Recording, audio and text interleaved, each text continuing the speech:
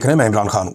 Nadreen, ये बहुत important vlog है क्योंकि इसमें मैं आपको बताऊंगा कि डोनाल्ड ट्रंप का फॉर्मूला क्या है और वो क्या चाह रहे हैं, इसराइल के लिए क्या करना चाह रहे हैं और क्या वाकई फ़लस्तीन जो है वो एक रियासत के तौर पे उभर के सामने आ सकता है और इसमें पाकिस्तान का रोल क्या है।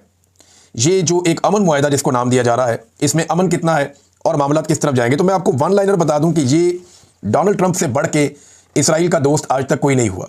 ये डोनाल्ड ट्रंप का अपना एक दावा है और उन्होंने अपने मुंह से ये बात की है और इसराइल को महफूज बनाने के लिए डोनाल्ड ट्रंप ने हर हद तक जाने की कोशिश की है और ये उन्हीं कोशिशों का एक हिस्सा है कि जितने भी खतरात इसराइल के लिए इस पूरे खित्ते में हैं उन्हें ख़त्म कर दिया जाए।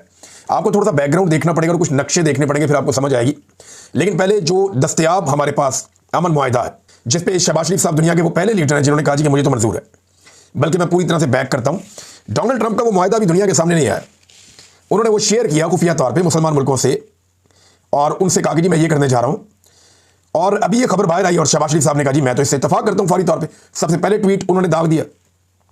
फिर 6 मुसलमान मुल्क हैं जिन्होंने मिलकर इसके ऊपर मुश्तरका तौर पे एक बयान भी जारी किया, जिनमें सऊदीया, उर्दन, अरब अमारात, इंडोनेशिया, कतर, मिस्र, तुर्की और पाकिस्तान, ये मुख्तलिफ ममालिक हैं। इन्होंने मिलकर एक वजारत खारजा जो इन मुल्कों के हैं उन्होंने मिलकर कहा जी डोनाल्ड ट्रंप का जो मनसूबा है वो बिल्कुल ठीक है, हम उसके साथ खड़े। और उसके बाद डोनाल्ड ट्रंप जाकर मिले नेतन्याहू को, इसराइली वज़ीर आज़म को, इसराइली वज़ीर आज़म के साथ बातचीत की, वहाँ पर मामला तय किया और फिर कहा कि नेतन्याहू भी मान गया। यानी ये जो डोनाल्ड ट्रंप का मनसूबा है इसके ऊपर पाकिस्तान सबसे पहले मान गया, बाकी लोग पहले मान गए और नेतन्याहू को बाद में मनाया गया।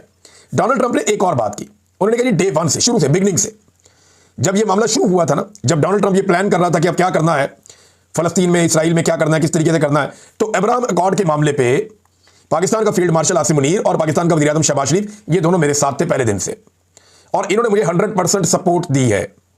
यानी डोनाल्ड ट्रंप का ये कहना है कि अब्राहम अकॉर्ड के मामले पर, अब्राहम अकॉर्ड क्या है एक्चुअली, तो ये पहले भी इन्होंने ये कहा था कि हम फ़लस्तीनियों की मदद करेंगे, फ़लस्तीनियों को इमदाद पहुंचाएंगे, फ़लस्तीनियों के लिए बेहतरीन माहौल पैदा करेंगे और कई मुल्कों से अब्राहम अकॉर्ड के ऊपर दस्तखत करवा दिए। लेकिन उसके बाद फ़लस्तीनियों का बदतरीन कत्लेआम हुआ, तारीख एक रकम हो गई। ये अब्राहम अकॉर्ड है क्या? ये इसराइल को तस्लीम करने का एक तरीका है। माजी में डोनाल्ड ट्रंप ने कुछ मुसलमान मुल्कों से वादा किया था, बहरीन से, यूएई से, दीगर मुल्कों से, कि हम फ़लस्तीनियों को बहुत सारे हकूक देने जा रहे हैं, हम फ़लस्तीनियों को बहुत सारी इमदाद देने जा रहे हैं, उनकी तामीरें नौ करने जा रहे हैं, लिहाजा आप आएँ और फ़लस्तीनियों की खातिर आप तस्लीम कर लें इसराइल को।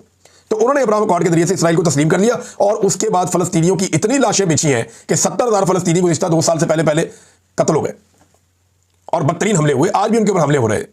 अभी जब मैं आपसे बात कर रहा हूं अभी भी उनके ऊपर अटैक हो रहे हैं। जंगबंदी तो हुई नहीं। तो अब अब्राहम अकॉर्ड जो है वो बाकी ममालिक जो रह गए हैं उनसे भी इसराइल को तस्लीम करवाना है और उसके लिए एक नया फार्मूला डोनाल्ड ट्रंप ने दिया। फार्मूला दुनिया के सामने नहीं आया अभी तक, लेकिन वो ये कहते हैं कि इस फार्मूले के ऊपर आसिम मुनीर और शहबाज शरीफ दोनों मेरे साथ शुरू से बिल्कुल मुत्तफिक है और मेरे साथ 100% उन्होंने यकीन दिलाया कि वो खड़े। फिर बाकी ममालिक ने भी, जनाब मुसलमान ममालिक ने कह दिया। अब ट्रंप का फार्मूला है क्या जो अभी तक चीज़ें सामने आई, जरा वो आप जान लें। नंबर 1, ट्रंप ये चाहते हैं कि जंगबंदी हो जाए और जितने भी इसराइली कैदी हैं जिन्हें पकड़ा हुआ है हमास ने, यरगमाल बनाया, उन सबको छोड़ दें और बाद में इसराइली भी उसके बदले में कैदियों को रिहा कर दे। फिर आहिस्ता आहिस्ता फौज वहां से निकलती जाए, उसकी टाइमलाइन कोई नहीं है। लेकिन यहां पे मुख्तलिफ ममालिक की एक फोर्स, जैसे नेटो की फोर्स होती है ना, जैसे मुसलमान मुल्कों की एक फोर्स होती है, जैसे मिला जुला के बहुत सारी फौजों की मिला के एक फौज बना के किसी इलाके में बिठाई जाती है कि यहां पे आपने अमन कायम करना है। और अमन कायम करने के लिए जिन इलाकों में इनको बिठाया जाएगा वहां पे हर तरह का असला, हर तरह की चीज, उसके खिलाफ एक एक्शन होगा, एक सफाया होगा। तो उसमें पाकिस्तान की फौज को भी शामिल किया जाएगा और पाकिस्तान जो है वो अब अब्राहम अकॉर्ड के ऊपर बिल्कुल राजी है, किसी किस्म की कोई रुकावट नहीं है। पाकिस्तान की हुकूमत ने यह काम आसिम मुनीर साहब की एक्सटेंशन से पहले कर देना और ये इनको पहले करना होगा हर हाल में। तो ये काम अब होने जा रहा है कि पाकिस्तान इसराइल को तस्लीम कर दे या अब्राहम अकॉर्ड का हिस्सा बनने जा रहा है। सिंपल अगर आप ये कहें तो कान को इधर से पकड़ लें या इधर से पकड़ लें, ये पाकिस्तान करने जा रहा है।